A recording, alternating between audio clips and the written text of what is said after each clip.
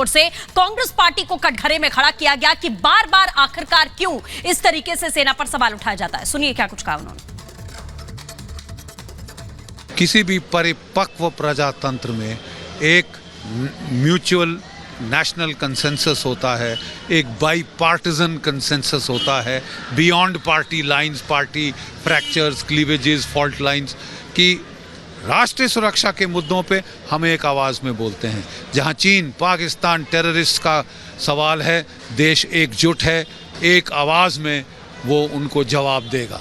लेकिन जब हम इस तरह के राग अलापने लगते हैं जिससे कि देश की छवि खराब हो, देश के आर्म्ड फोर्सेस इंस्टीट्यूशंस की छवि धूमिल की जाए, उस पर कालिख पोती जाए, ये बहुत ही नीच और गिरा हुआ काम है।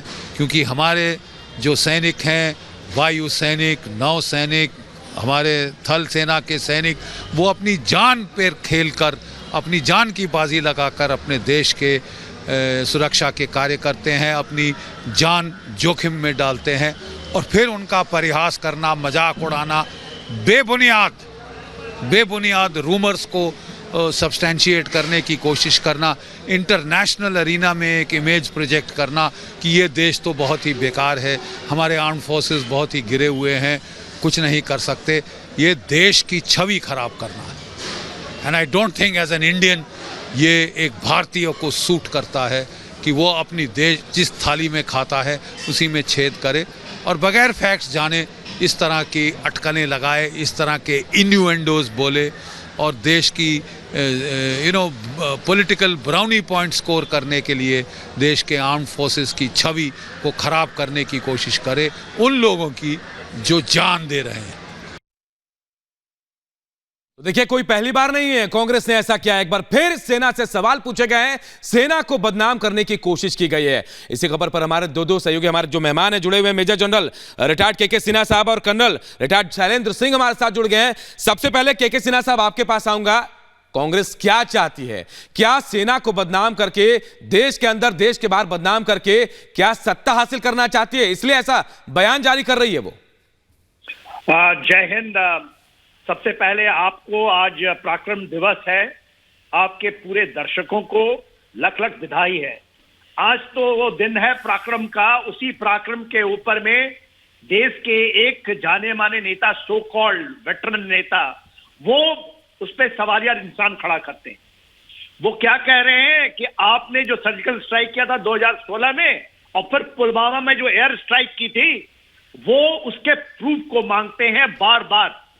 और ये जब इस तरह की चीजें आती हैं इस दिन के ऊपर, देखिए इसकी अहमियत को देखिए और उसके समय को देखिए, और वो समय देखिए जबकि पाकिस्तान जो उसका परपेचुएटर है, पूरी उसकी हालत खराब है।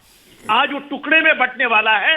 तो ये लोग जिस तरह से सेना के ऊपर में, तो उसके मनोबल पे नहीं, ये देश के लिए के ऊपर के जो एक काम करने की मंशा के ऊपर में बहुत बड़ा क्वेश्चन। और किस लिए? चंद वोटों के लिए। कुछ आपको चीजें मिल जाएंगी, आप इससे लाभ हो जाएगा आपको।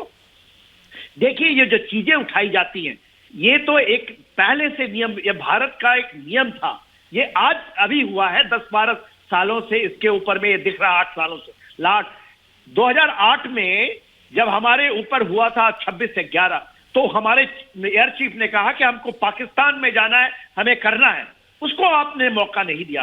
वो डिबेट होनी चाहिए कि हमने किया उसके सबूत, और पाकिस्तान के पार्लियामेंट में इसकी सबूत आती है जब वहां से लोग कहते हैं कि किस तरह से वो कांप रहे थे, कैसे वहां पर भड़दल मची थी उनके। तो वो चीजों के और बार बार देखिए, हमारे डीजीएमओ साहब, हमारे बड़े बड़े सेना के अध्यक्ष उस समय जो उस चीज को कर रहे थे, उन्होंने जनता को, पूरे देश की जनता 1.4 जो हमारी करोड़ जनता है, उसको सामने आकर के उनको संबोधित करके पूरी चीजें बताई कि किस तरह से हुआ और हमने क्या पाया।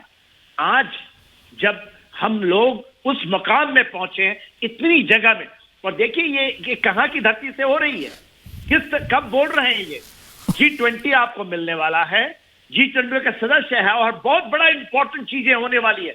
उस समय फिर से इस बात को बार बार ये दोहराना, ये कहना कि सेना के ऊपर हमला नहीं है, सेना तो अपना काम करेगी, सेना अपनी जान को हथेली में रखकर चलती है और हमारे पीछे 1.4 करोड़ों का आशीर्वाद है, मगर देश को अंदर से खोखला करने के लिए जब आप कभी पाकिस्तान के साथ, कभी चाइना के साथ खड़े हुए दिखाई देते हैं, चाहे डोकलाम के साथ जब हमारी सेनाएं लड़ती हैं तो आप जानते हैं, तो आप उसकी डिबेट बहुत जरूरी है।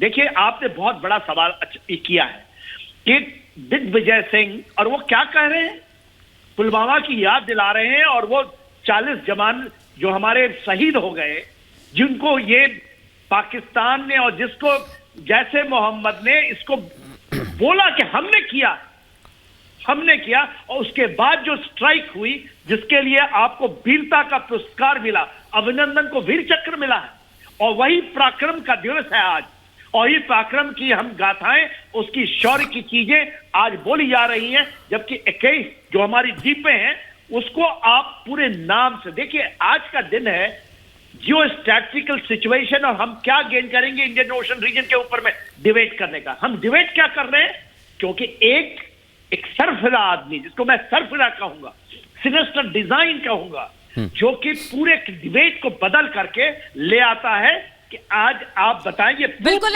के सिन्हा सर, जिस तरीके से आप बता रहे हैं कि मनोबल कहीं ना कहीं कम करने की कोशिश सीधे तौर पर की जा रही है, कर्नल शैलेंद्र भी हमारे साथ में जुड़ चुके हैं। सर, जिस तरीके से बार बार ये सबूत मांगा जाता है, क्यों चाहिए सबूत आखिरकार? 40 जवानों की शहादत हुई, बदला लिया गया, सर्जिकल स्ट्राइक किया गया, और वो तस्वीर आपको चाहिए क्यों? सेना ने सर्जिकल स्ट्राइक किया, बदला लिया, और आप बार बार सेना को कटघरे में खड़ा कर देते हैं, आखिर ऐसा क्यों?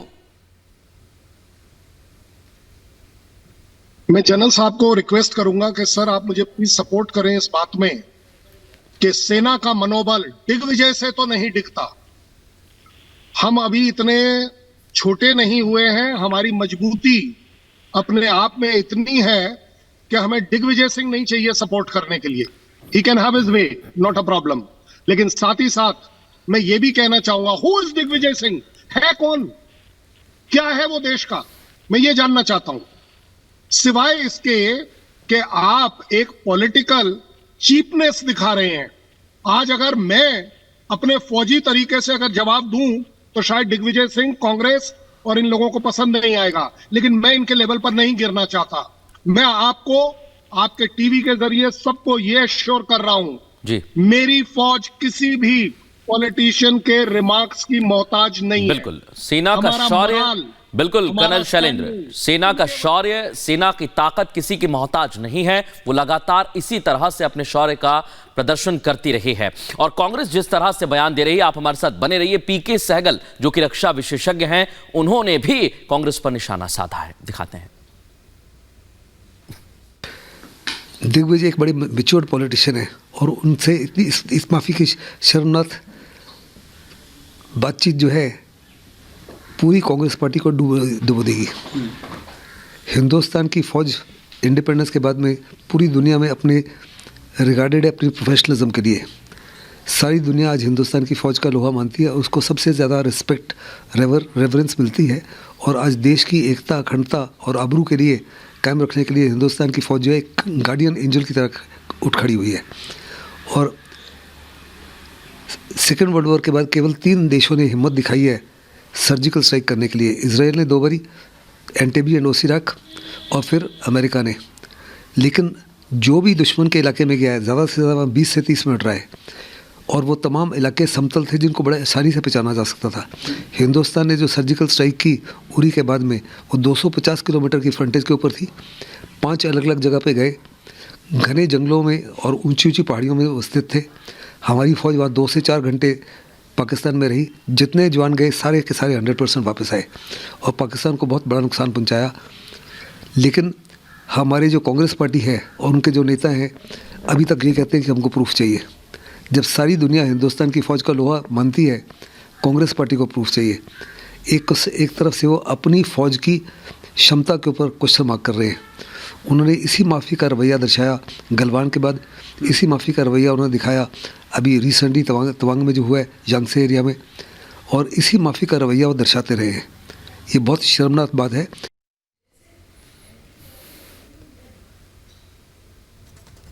तो देखिए, बीजेपी नेता मनजिंदर सिरसा ने भी कांग्रेस की सियासत पर सवाल खड़े किया। अब तमाम आरोप सामने आ रहे हैं, एक के बाद एक आरोप आ रहे हैं, और क्या कुछ कह रहे हैं, क्या आरोप लग रहे हैं, एक बार सुनाते हैं आपको।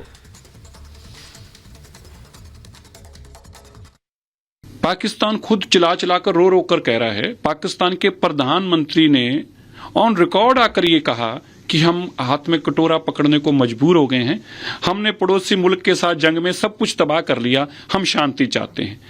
पड़ोसी मुल्क के प्रधानमंत्री तो ये बात को माने कि हमें भारत ने घुटनों पे लाकर रख दिया है, झुका दिया है, लेकिन हमारे ही भारत के लोग अपनी गंदी राजनीति करने के लिए, एक फिरके की वोट लेने के लिए, एक धर्म को खुश करने के लिए, एक धर्म के लोगों की वोट लेने के लिए किस कदर गिर जाएं कि अपने भारत के खिलाफ, अपने भारत की आर्मी की क्षमता के खिलाफ बोले। ये ना केवल भारत का अपमान है, ये हमारी भारतीय सेना का भी अपमान है। बिल्कुल। तो आपको बताएं कि लगातार तमाम खास मेहमान हमारे साथ बने हैं। के सिन्हा सर लगातार हमारे साथ जुड़े हुए हैं। सिन्हा सर, सबसे बड़ा सवाल यही है कि जहां पूरे विश्व में भारत का डंका बज रहा है, जिस तरीके से भारत आतंकवाद को लेकर लगातार हर एक मंच पर कड़े शब्दों में अपनी बात रखता रहा है, लेकिन कांग्रेस पार्टी को हमेशा इस बात से दिक्कत रही है। ओछी राजनीति को किनारे रखकर कम से कम इस मामले में साथ आना चाहिए। देखिए, आप बहुत सही बता रही हैं। आज भारत के लोहा तो पाकिस्तान जब मांगता है, जो उनके सवासरी भी ये बोलते हैं कि 3 युद्धों में हुआ, हमने इतनी की, हम सबक ले ली। जब वो कह रहा है, एक दुश्मन कंट्री इस बात को करता है, मैं देश के अंदर में मैं तो उनको एक दुश्मन ही मानता हूं। मैं ये मानता हूं कि देखिए, ये शक्तियां जो अंदर काम करती हैं, कोई कह रहा था कि वो बहुत सीजन पॉलिटिशियंस है। सीजन पॉलिटिशियन ऐसे नहीं होते। सीजन पॉलिटिशियन ऐसे होते हैं, जब 71 की लड़ाई में जब हम जीत रहे थे तो अपोजिशन में बैठे हुए वाजपेयी ने यह कहा था कि यह मां दुर्गा का रूप है, और सब लोग उस पर खड़े थे। 71 की लड़ाई में पूरा श्रेय वहां गया था।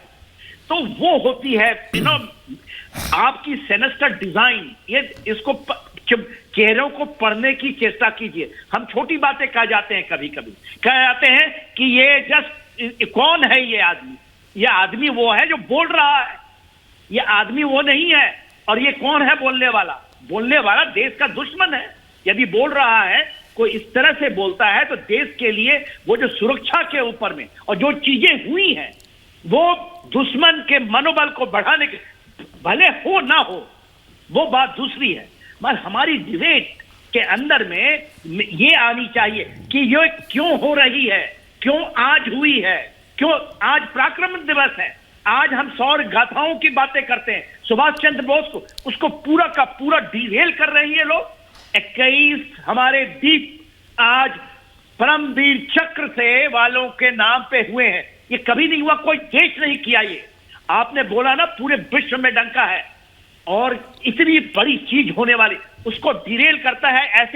ऐसे नाकारा चीज, ऐसे बचकानी चीज, ऐसी चीज। मगर आप इसको डिबेट कर रही है तो बहुत करेक्ट है। इसको केवल जड़ से निकाल के फेंकने पड़ेंगे। अभी तक हमने वो काम नहीं किया।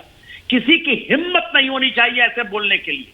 ये यदि बोल रहे हैं तो केवल टीवी डिबेटों में बैठ करके नहीं होनी चाहिए।